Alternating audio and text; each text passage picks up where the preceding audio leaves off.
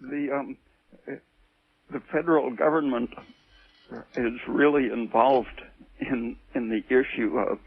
I was sort of horrified when I discovered that the National Library of Medicine, I think it is, maintains an online version of a book called Mendelian Inheritance in Man.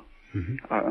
I bought a copy for 50 cents at a used bookstore just for the humor of it, because it's just totally absurd stuff, basing genetic determinism of a disease on 2 cases, for example. A single family is enough to prove to the author of that book that there was a genetic determinism involved, neglecting the possibility that both people in the family were exposed to the same chemical toxin, for example, mm-hmm. Or the same diet or whatever. And just about the time I was starting to read biology was when the government was starting to get involved in helping the dogmatists control biological teaching.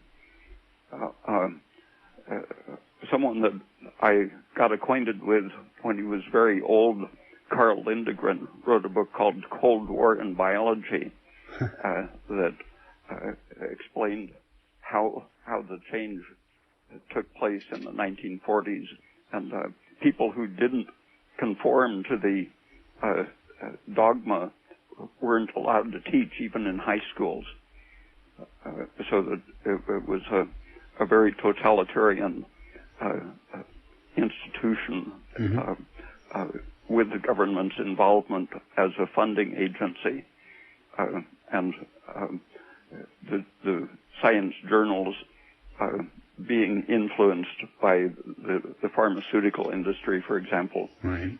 Were big factors in outlawing the teaching of alternative views of inheritance. The first half of the 20th century, the embryological view of development and inheritance was developing. The definition of how the single cell becomes an adult, and it does this by proceeding through many stages of different organizations. And the guiding principle for the first 50 years of the century was that a field was involved, a gradient field of chemicals or of electrical forces or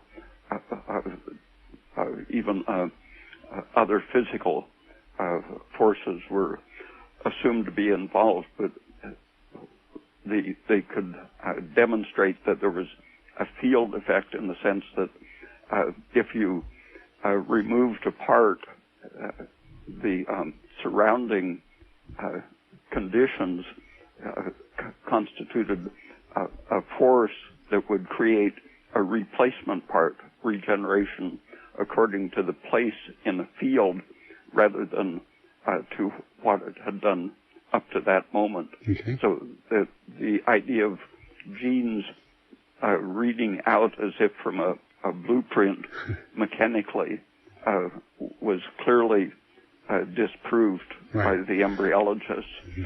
But that whole idea of a morphogenic or morphogenetic developmental field disappeared about 1960.